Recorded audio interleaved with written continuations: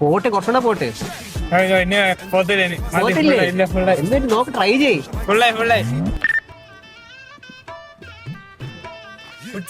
അതേ food challenge ആണ്. റെഡിയാണ്? അതായത് ഇത്രയും ബ്രോസ്റ്ററിനകത്ത് നീ ഒരു ബ്രോസ്റ്റർ തിന്നുവാണെങ്കിൽ 200 റുപ്പീസ് തരാം. എത്ര ഉള്ള കഴിക്കാം.